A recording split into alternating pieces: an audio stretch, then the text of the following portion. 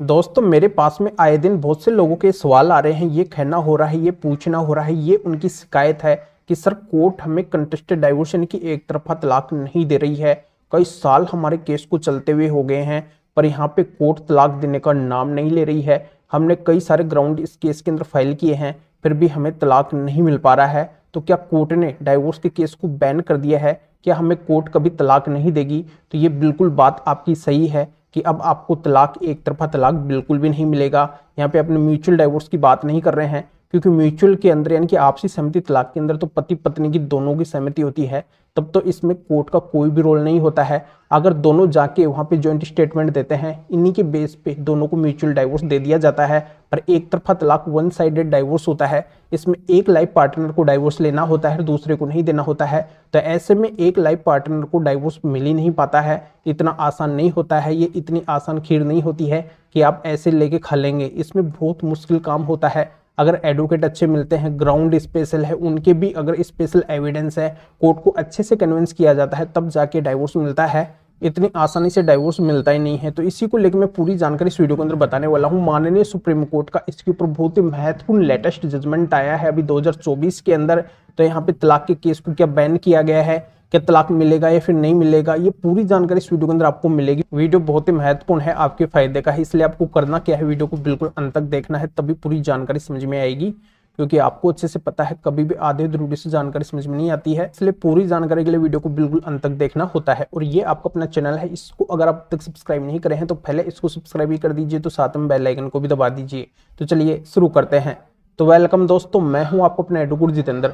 दोस्तों जब पति पत्नी का झगड़ा होता है तो पति क्या करते हैं, सर्वप्रथम डाइवोर्स का केस फाइल कर देते हैं और यहाँ पे बहुत बड़ा नुकसान उठा बैठते हैं। क्योंकि डाइवोर्स का केस डायरेक्टली फाइल करने से पति का बहुत बड़ा नुकसान हो जाता है, उनको डाइवोर्स मिल ही नहीं पाता है। इससे पति गलत भी दिखते हैं और पत्नी अगर सामने से मेंटेनेंस का केस कर देती है, फिर अन्य कोई केस कर देती है, तो बस इसी बेस पे पत्नी को हर एक केस के अंदर फायदा मिल जाता है। वही दिखाती है कि देखो पति मुझे रखना ही नहीं चाहते हैं, जरूर उन्होंने मेरे साथ में गलत किया है। तो यहाँ पे पति को डाइवोर्स भी नहीं मिलेगा और साथ में पत्नी को अन्य केसों के अंदर फायदा भी मिल जाएगा। तो यहाँ पे मैं बताना चाहता हूँ कि पति को अब भूल कर भी डाइवोर्स का केस नहीं करना है। क्यों नहीं करना है और सुप्रीम कोर्ट का जजमेंट क्या कहता है, यही पूरी जानकारी इस वीडियो के अंदर मैं इस जजमेंट के अनुसार समझाने वाला हूँ। इस मामले के अंदर हस्बैंड क्या करते हैं और सारे मामलों को देखते हुए स्मार्ट दिमाग लगाते हैं, अपने माइंड के अनुसार काम करते हैं, वो डाइवोर्स का केस फाइल नहीं करते हैं। जब पत्नी लड़ाई झगड़ा करके जाती है तो क्या करते हैं, एचएमए सेक्शन 9 का केस फाइल करते हैं कि पत्नी मेरे साथ में नहीं रहना चाहती है, मैं उसको रखना चाहता हूं। जैसे ही पति सेक्शन 9 का केस फाइल करते हैं तो पत्नी के पास में नोटिस जाता है, पत्नी भी वहां पे कोर्ट के अंदर आती है, जो भी निर्धारित डेट होती है, और वहां पे आके पत्नी मना कर देती है कि मुझे पति के साथ में नहीं रहना है। ऐसे ही बार बार जब कोशिश की जाती है कोर्ट के द्वारा तो पत्नी का यही रुझान आता है कि पत्नी पति के साथ में रहना पसंद नहीं करती है, साफ मना कर देती है। तो एक समय यह आता है कि कोर्ट के द्वारा पति के पक्ष के अंदर सेक्शन 9 की डिक्री दे दी जाती है और पत्नी को यह बोला जाता है कि आप 3 महीने के अंदर अपने पति के साथ में जाके रहिए।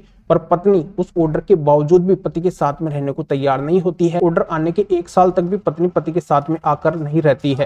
तो यहाँ पे पति के द्वारा क्या किया जाता है, पत्नी से अलग होने के लिए परेशान होकर क्रूरल्टी ग्राउंड और डिजर्शन ग्राउंड के आधार पर डाइवोर्स का केस फाइल कर दिया जाता है फैमिली कोर्ट के अंदर कि देखो पत्नी मेरे साथ में नहीं रहना चाहती है, मैं तो इसको रखना चाह रहा था। सेक्शन 9 की डिग्री कोर्ट ने मेरे पक्ष में दी है, पत्नी को डायरेक्शन भी दिया है कि आपको अपने पति के साथ में जाके रहना चाहिए। इसके बावजूद भी पत्नी मेरे साथ में रहने को तैयार नहीं है, तो मैं क्या करूं, मेरे पास में डाइवोर्स लेने सिवाय कोई विकल्प नहीं है, तो मुझे अब डाइवोर्स लेना ही है, ये मेरी मजबूरी हो गई है।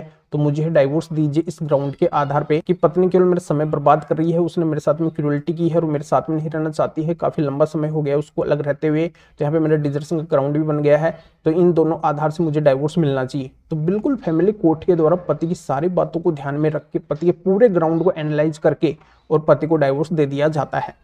अब पति को जैसे ही डाइवोर्स मिलता है, पत्नी को पता चलता है, तो वो क्या करती है, इसकी अपील के लिए हाई कोर्ट के अंदर चली जाती है। अब हाई कोर्ट के अंदर बात रखती है कि पति खुद मुझे नहीं रखना चाहते हैं, उन्होंने मारपीट की मुझे घर से बाहर कर दिया है। तो यहाँ पे हाई कोर्ट क्या करती है, पत्नी का पक्ष ले लेती है कि पति ने अपनी ड्यूटीज नहीं निभाई है, अपने कर्तव्य नहीं निभाए हैं, पत्नी यहाँ पे डाइवोर्स नहीं देना चाहती है तो फिर पति को डाइवोर्स क्यों मिल गया। तो इस आधार से हाईकोर्ट क्या करती है कि जो पति को डाइवोर्स मिला है उस ऑर्डर को सेट असाइड कर देती है। तो जब पति को पता चलता है तो इस मामले को माननीय सुप्रीम कोर्ट के अंदर चैलेंज करते हैं। वहां पे बात रखते हैं कि देखो ये मेरे साथ में तो अन्याय हो रहा है, पत्नी खुद ही नहीं रहना चाहती है, मेरा समय बर्बाद कर रही है, इतना समय हमें अलग रहते भी हो गया है, तो अब मुझे डाइवोर्स मिल जाना चाहिए, मैं क्या करूं, मेरा कोई विकल्प नहीं है। और माननीय सुप्रीम कोर्ट पति की बातों के ऊपर गौर फरमाती है, पति के मामले को अच्छे से देखती है और ये क्लियर करती है। सुप्रीम कोर्ट का ये कहना होता है कि जब पत्नी खुद ही पति के साथ में नहीं रहना चाहती है तो पति यहाँ पे कोई जबरदस्ती थोड़ी करे उसके साथ में, उसको खुद को नहीं रहना है। और यहाँ पे पति पत्नी को अलग रहते हुए काफी टाइम हो चुका है। यहाँ पे सेक्शन 9 की डिग्री पति को मिली है और डिग्री मिलने के 1 साल के अंदर भी पत्नी वहां पे जाके पति के पास में नहीं रही है। पत्नी ने यहाँ पे कोशिश ही नहीं की है किसी भी तरीके की उसको पति के साथ में रहना है। तो यहाँ पर फिर पति क्या करे, पति को तो डाइवोर्स देना पड़ेगा, पति को डाइवोर्स इस आधार से मिलना चाहिए क्योंकि पति के पास में फिर कोई रास्ता भी तो नहीं है।